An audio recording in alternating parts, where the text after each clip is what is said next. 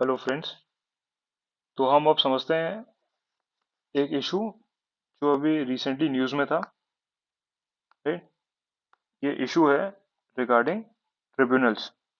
है ना, आपको भी पता है कि इंडिया में एक ट्रिब्यूनल का सिस्टम है। ट्रिब्यूनल्स को हम कह सकते हैं कि these are extra judicial bodies. ठीक है, क्योंकि ये जो ट्रेडिशनल जुडिशियरी है हमारा, जो कि supreme court, high court, subordinate courts, उसका पार्ट नहीं है, उसके एड ऑन है।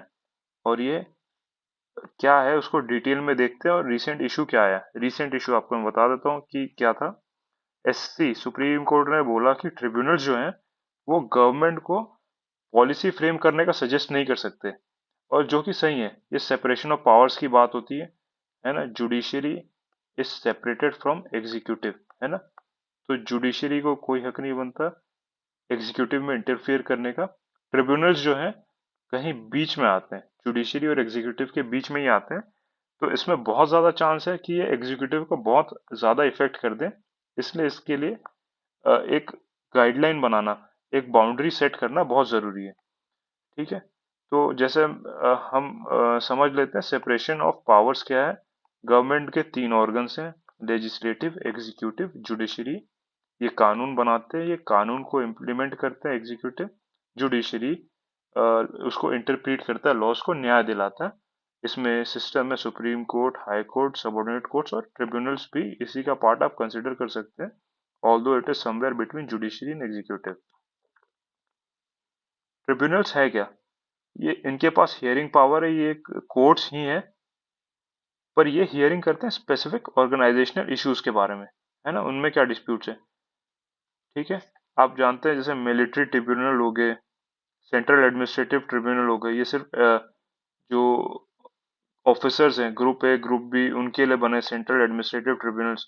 ट्राई हो गए, मान लीजिए कोई टेलीकॉम के लिए हो गया, सिक्योरिटीज एपेलेट ट्रिब्यूनल हो गया, ये स्टॉक एक्सचेंज के लिए हो गया। राइट।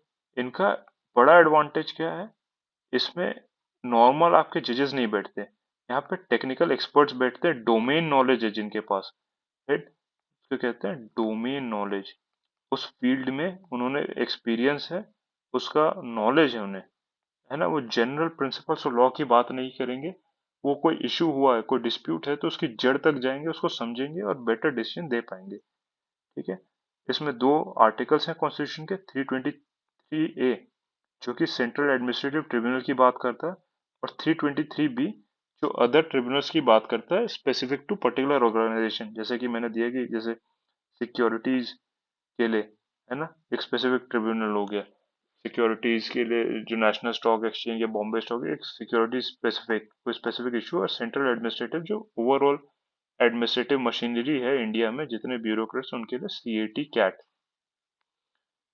अब डिस्प्यूट क्या है, इशू क्या है।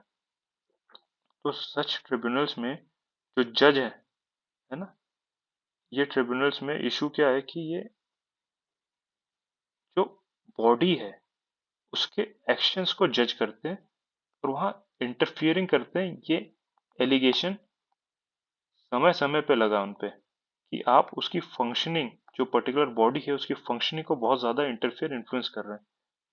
सेकेंड पॉइंट क्या है, यहाँ जो जजेस हैं वो उन पे भी कई बार एलिगेशंस लगते हैं कि वो इन्फ्लुएंस्ड हैं। ठीक है, सुप्रीम कोर्ट, हाई कोर्ट के जजेस पे हम उतना एलिगेशन नहीं लगाते, क्योंकि उन्हें एक अदर प्रोसेस से बुलाया गया होता है ना। बहुत ईयर्स ऑफ एक्सपीरियंस होता है, वो न्यूट्रल रहते हैं क्योंकि वो कोई पर्टिकुलर ऑर्गेनाइजेशन में इन्वॉल्व नहीं है। ठीक है, और उन्हें एक सिक्योरिटी प्रोवाइड करी गई है। राइट, सिक्योरिटी ऑफ टेन्योर है, उन्हें जल्दी से निकाला नहीं जा सकता, उनके फंक्शनिंग को पार्लियामेंट में डिस्कस नहीं किया जा सकता, उस उनकी सैलरी को गिराया नहीं जा सकता। Instead only in case of emergency ऐसा हो सकता है ना, उनकी सैलरी को गिराया जाए, जो कि बहुत रेयर चीज़ है। तो उन्हें बहुत सारे प्रोटेक्शन और बहुत सारा न्यूट्रलिटी प्रोवाइड किया जाता है। बट इन ट्रिब्यूनल्स के केस में ऐसा नहीं है, है ना, नो स्टेबल टेन्योर। तो क्या हमें ये ट्रिब्यूनल का सिस्टम एबॉलिश कर देना चाहिए? है ना, जब हम कह रहे हैं कि जजेस इम्पार्शियल है कि नहीं ये डाउटफुल है, और इनका जजमेंट है वो ऑर्गेनाइजेशन को नेगेटिवली इफेक्ट कर रहा है, तो क्या इसे अबॉलिश कर दिया जाए? सिंपल सा आंसर है नो। क्योंकि ये बहुत सारी पेंडिंग केसेस को रिड्यूस कर रहे हैं। आप सोच के देखिए, अगर ट्रिब्यूनल्स हट जाए और ये जो केसेस हैं हाई कोर्ट सुप्रीम कोर्ट में जाए, ऑलरेडी वहाँ 4.5 करोड़ केसेस पेंडिंग है ना, वो उनका नंबर बढ़ के 6-7 करोड़ हो जाएगा, है ना। तो ये तो हमें नहीं चाहिए। एडजुकेट टेक्निकल मैटर्स, ये ऐसे मैटर्स है जहाँ पे ट्रेडिशनल जो जज हैं सुप्रीम कोर्ट हाई कोर्ट के, वो मामला सुनवा ही नहीं पाएंगे, उन्हें भी किसी न किसी की हेल्प लगेगी। तो why not these tribunals, okay. एक कैट जो है 323A की बात की, it is the backbone of Indian executive, right. आज कोई भी ब्यूरोक्रेट कुछ भी इशू होता है उसे, वो सीधा कहता है कि I will go to CAT, I will challenge the decision. तो ये ब्यूरोक्रेट और इंडियन एग्जीक्यूटिव को चलाने का एक बहुत बढ़िया बॉडी बनी हुई है कैट, राइट। तो आगे करना क्या चाहिए, जब हम कह रहे हैं कि इसे अबॉलिश भी नहीं कर सकते बट इसमें खामियां भी हैं, तो एक फिक्स टेन्योर, जजेस का एक अच्छा टेन्योर, उनको जो सिक्योरिटी चाहिए, उनको एक न्यूट्रल एनवायरनमेंट प्रोवाइड किया जाए, आउटसाइड इन्फ्लुएंस, कोई पॉलिटिकल पार्टी, कोई पॉलिटिकल पर्सन उन्हें इन्फ्लुएंस ना कर पाए, ये इंश्योर किया जाए। फेयर अपॉइंटमेंट, राइट, ऐसा उनका अपॉइंटमेंट हो जिससे कि हमें भी पता चले कि वो एमिनेंट पर्सन रहे, है ना। हर एक ऑर्गेनाइजेशन में आप देखेंगे, कोई भी सरकारी ऑर्गेनाइजेशन में ऐसे लोग रहे जो 10 to 5 डेली आए, उन्होंने बहुत ईमानदारी से काम किया था, अब रिटायरमेंट की ओर बढ़े हैं और उनकी जो ईयर्स ऑफ सर्विस है बहुत कमेंडेबल रही। ऐसे लोगों को आप ढूंढिए, उन्हें उस ऑर्गेनाइजेशन में, ट्रिब्यूनल में जज बनाइए, ठीक है। ये दो एक बहुत सिंपल तरीके हैं इस इशू को एड्रेस करने के लिए। Okay, thank you.